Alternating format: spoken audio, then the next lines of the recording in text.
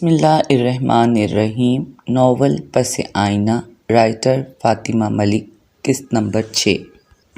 مریم مسکرا دیں اور شکریہ ادا کرتی نگاہوں سے بلقیس کی طرف دیکھا۔ ابھی کھانا شروع ہی کیا تھا کہ کھانے کے کمرے میں سلطان داخل ہوا، جو اپنے قد و قامت کی وجہ سے ہر کسی کی توجہ کی وجہ بن جاتا۔ سفید شلوار قمیض کے ساتھ کامداری پشاوری چپل پہنے بہت باروب اور خوبصورت لگ رہا تھا۔ بلقیس نے مسکراتے ہوئے تعارف کروایا، یہ ہے ہماری سلطنت کا شہزادہ سلطان شہزاد ڈوگر۔ سلطان اپنے نام کی طرح کسی سلطنت کا شہزادہ ہی لگ رہا تھا۔ سلطان نے نہایت محبت اور خوش دلی سے سب کو سر جھکا کر سلام کیا اور پھر آگے بڑھ کر معظم سے ملا۔ علیزے کے دونوں بھائی عمر اور عمیر سے بھی بہت اچھے طریقے سے ملاقات ہوئی۔ سلطان شہزاد کی آنکھیں علیزے کو تلاش کر رہی تھیں۔ اس نے آنکھوں ہی آنکھوں میں ماں سے سوال کر ڈالا۔ بلقیس ایک بہت سمجھدار عورت تھی۔ بیٹے کو اس کی بات کا جواب کچھ اس طرح دیا کہ بات کا رخ بدلتے ہوئے بولیں، آپ نے بہت زیادتی کی علیزے کو نہ لا کر۔ عطیہ اور ردا دونوں ہی علیزے سے ملنے کا بہت شوق تھا۔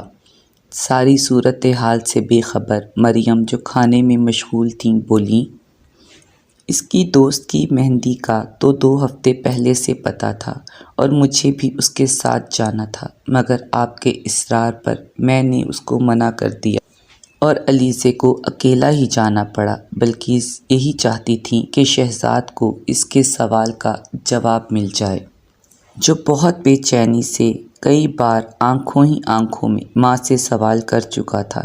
اس کے بعد کھانے کے کمرے میں لمبی خاموشی چھا گئی۔ سب پوری توجہ سے کھانے میں مشغول تھے۔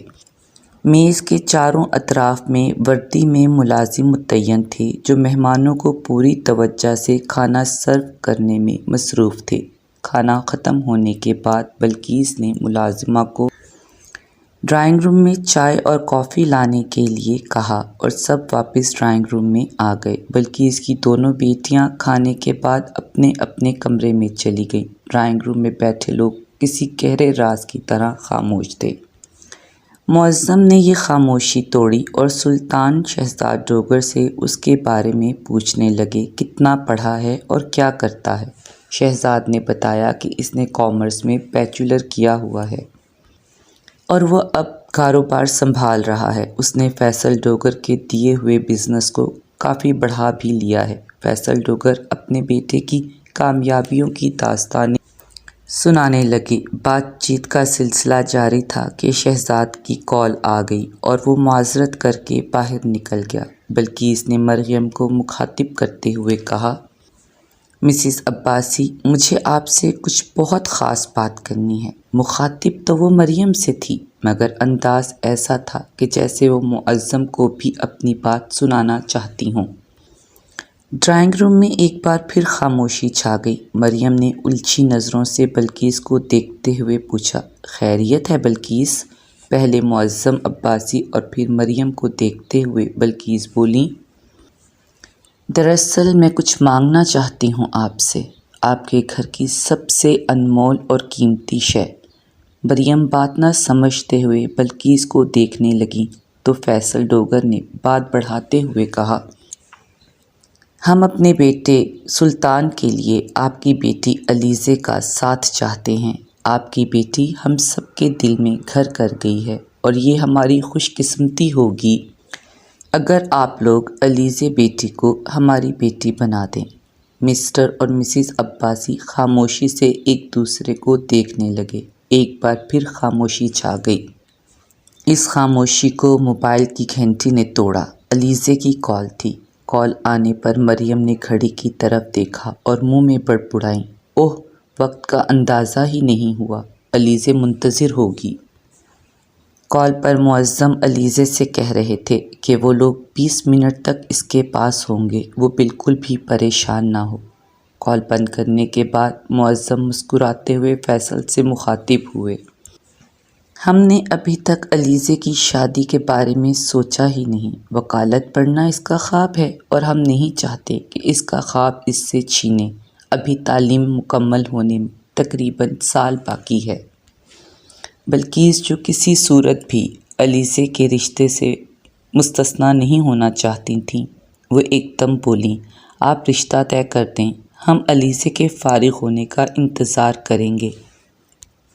ہمیں علیزے جیسی کوئی اور اچھی لڑکی مل ہی نہیں سکتی جسے سلطان کا ہمسفر بنانے کا سوچیں۔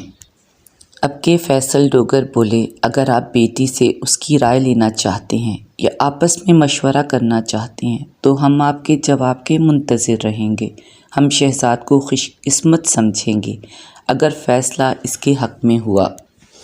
معظم نے مسکراتے ہوئے ان کی طرف دیکھا اور بنا کوئی جواب دیے ان سے اجازت طلب کر لی۔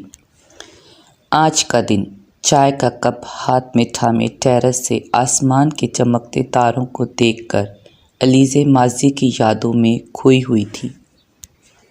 کچھ آنسو اس کی گال پر رک گئے تھے اور کچھ تھوڑی سے نیچے کی طرف روا دوا تھے کہ دروازہ کھٹکنے کی آواز پر چونک گئی۔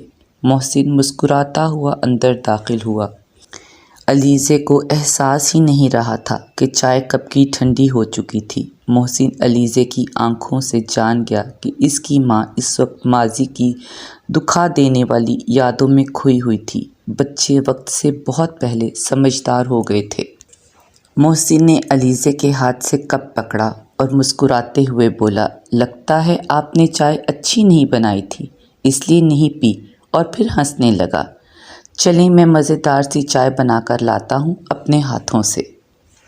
ایسا اکثر ہی ہوتا تھا۔ چاروں بچے جانتے تھے ان کی ماں کس درد سے گزری ہے۔ علیزے نے زندگی سے ملنے والی مشکلات کے ساتھ جینا سیکھ لیا تھا، مگر سارا کی شادی نے اسے پھر سے ایک بار ماضی کی تلخ یادوں کی طرف دھکیل دیا تھا۔ گھر کے اوپر کے حصے میں ایک چھوٹا سا مگر بہت خوبصورت کچن تھا، جہاں علیزے اپنے لیے یا بچوں کی فرمائش پر ان کے لیے ان کے پسندیدہ کھانا بنایا کرتی تھی۔ محسن کچن میں گیا، چائے کی بجائے کافی کے 2 کپ بنائے اور ساتھ میں علیزے کی پسند کے بسکٹ بھی لیے اور واپس علیزے کے کمرے میں پہنچ گیا۔ علیزے اتنی دیر میں کپڑے بدل کر اور فریش ہو کر ایک فائل کھولے بیٹھی تھی۔ محسن کمرے میں آیا تو ایک دم سے ناراضگی کے انداز میں بولا، جج صاحبہ بالکل بھی یہ حرکت نہیں چلے گی۔ میں مزیدار سی کافی اپنے نازک ہاتھوں سے بنا کر لایا ہوں اور آپ کو مزے سے پینے کی بجائے فائلوں کی نظر کر دیں۔ نہ بابا نہ، یہ نہیں ہو سکتا۔ یہ کافی کا کپ تو آپ کو میرے ساتھ ہی پینا ہوگا۔ اور یہ کہتے ہوئے اس نے علیزے کے سامنے کھلی فائل بند کر دی۔ علیزے جانتی تھی وہ اب اس کی بالکل بھی نہیں سنے گا۔